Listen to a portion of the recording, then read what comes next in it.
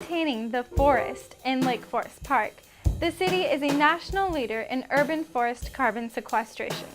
The urban forest of Lake Forest Park has an estimated 207,000 trees, with a total tree cover of 42.4%. You can easily see the city boundaries from the air by the increased density of its urban forest. The total carbon stored in Lake Forest Park trees as of 2010 is 47,700 tons. This has an economic value of $879,000. Not only do trees hold carbon in their above ground and below ground biomass, but their leaves help remove and process carbon dioxide from the air through photosynthesis. The associated economic value is $33,400 per year. Trees also affect energy consumption by shading buildings, providing evaporative cooling, and blocking winter winds. Trees in Lake Forest Park are estimated to reduce energy-related costs from residential buildings by about $120,000 annually.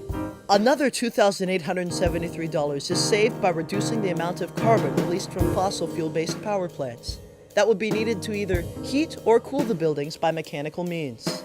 Plant trees. Sequester carbon. Build green.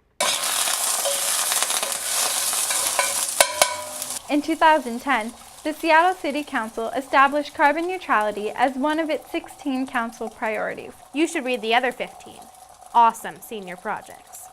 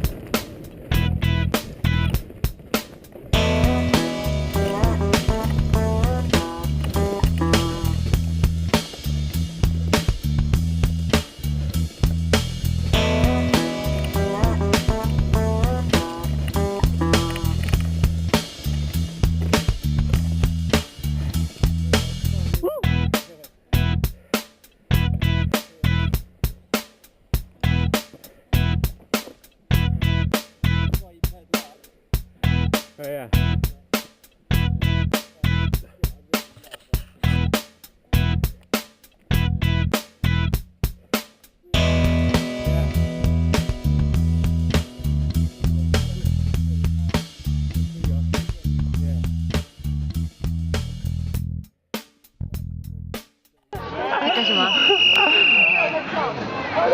He's attacking her. Yeah. 这样就转过你来。至少他别人那边，你可能从这儿放。对呀，那个怎么找出来的？no switch。这里。嗯，从那里。哦，它的尾巴。它就上来了。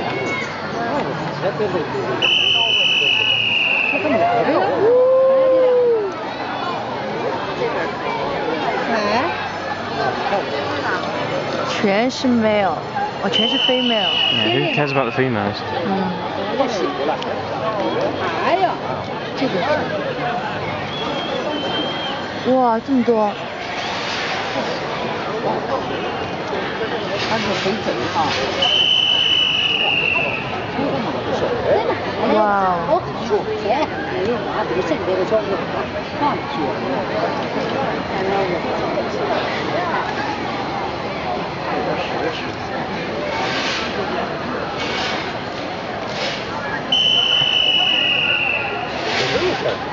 I'm guessing that's a bit of Pavlovian conditioning. Feeding them. Yeah, because she blew the whistle. And then they obviously know the whistle. Remember, it's good here.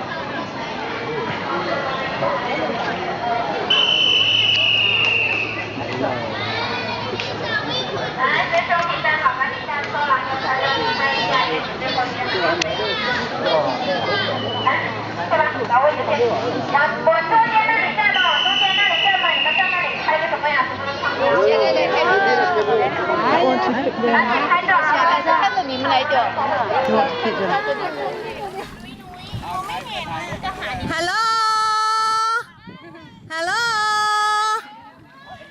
Okay, so what are you doing, honey? What are you doing?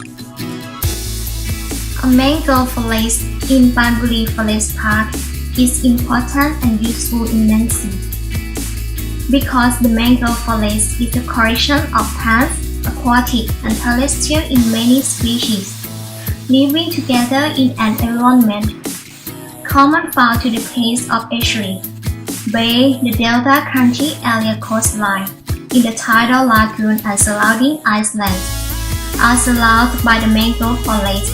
Is different from other species. Particularly, the ground in the forest is rich from the height of the nutrients from coastal erosion.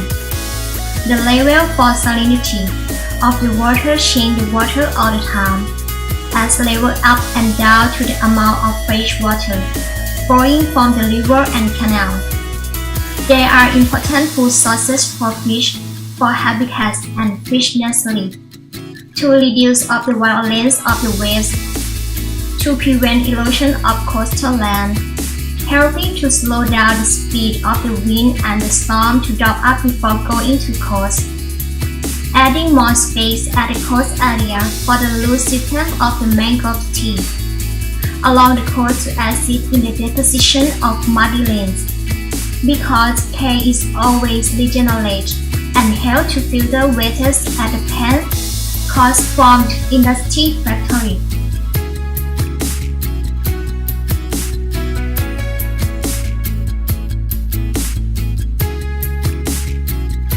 What are you doing? Eating the samar. I'm eating the samar. Yay!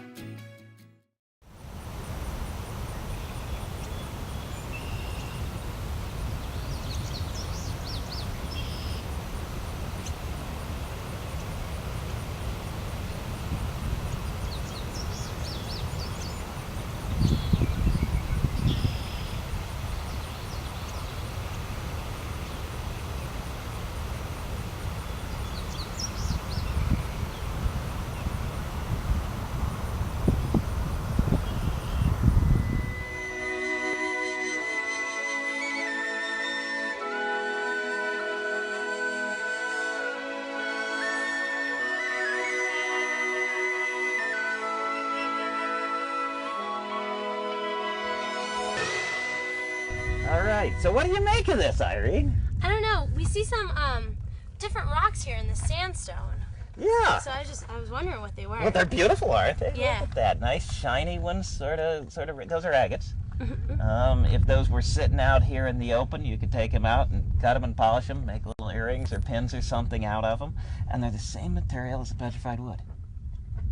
That's cool. What kind of material is that exactly? It's little crystals of quartz. If you know, you get these big crystals that people like to go about. Well, these are just lots of little tiny crystals of quartz, silica, and they're sitting here in a sandbar from a river. This is a sandstone, as you correctly identified, and we can see there's little cross bedding in it, but these cross beds are not the giant ones of a wind-blown sand dune. These are the little curving ones of a river, and a river that could carry rocks like this. So we're sitting in a river. Now, what do you make of them? Here somebody has broken this one, but what do you make of the sides like this? You can sort of see that they're rounded. They're rounded, and where do you suppose they got that? Water flowing over them, particles hitting them. Bouncing or particles hitting them, bouncing along in the river. But are they really rounded? No, some of the edges are sharp. We see a sharp edge here. Some of the edges are sharper. So they've been transported a little different distance in a river. If you take one of these and go a long ways in a river, it gets really round. So these things have gone a little ways in a river, but not real far. Now, do you remember? The rivers are coming from the south pretty much along here, a little bit from the south and east, sort of going this way. Do you remember what's behind us? What rocks are we going to see when we drive 20 miles south of here? We see some more sandstones. Some more sand. It's the same stuff. We're in the Chinle from way north of here to way south of here. These haven't been carried very far, so they have to have come out of the Chinle. And then they were washed along and they were put back into the Chinle. So these are things that weren't really old when the river picked them up because they're coming out of basically the same beds. They have to have been formed right in these rocks that are around us, probably very near the surface very quickly after muds were put down, and then they were picked up again and moved a little ways and then put back down here. They're coming from slightly older rocks, but not much, because there's a little of this, but not too much difference. So now, what can we say? This is the same stuff as the petrified wood, and we can see just by looking at this and what we know about the rocks that this had to be forming right in the muds where the petrified wood formed. What does that tell us? I think it tells us that there was a lot of silica. A lot of silica. Where does it get into silica? Well, this area was once in a tropical area. So, tropical area, do you remember? Volcanoes. Volcanoes. Down south of us here, there's big volcanoes, and they're putting out glass. And volcanic glasses are often really full of silica, and they're full of silica. A glass is something that didn't have time to make a crystal. So the atoms in there are messed up, and they really want to dissolve and reprecipitate as crystals, the little crystals that make this up. And so there's lots of volcanic glasses, and they're dissolving in the groundwater, and then the groundwater is taking that and putting them back down, and when it can, it puts it in a tree, and it makes a petrified log, if there's no tree to put it into, it'll take a little spot, it'll take, you know, a worm burrow, it'll take dung, it'll take whatever it can find and put it down and make agates and other things. And so this is telling us that the hard water deposits here were going to be silica. They're going to be little crystals of pretty agate, and they'll go wherever they can go. And so the petrified wood, you know, it's an accident, but it's an accident that was waiting to happen. There's a reason why it's here.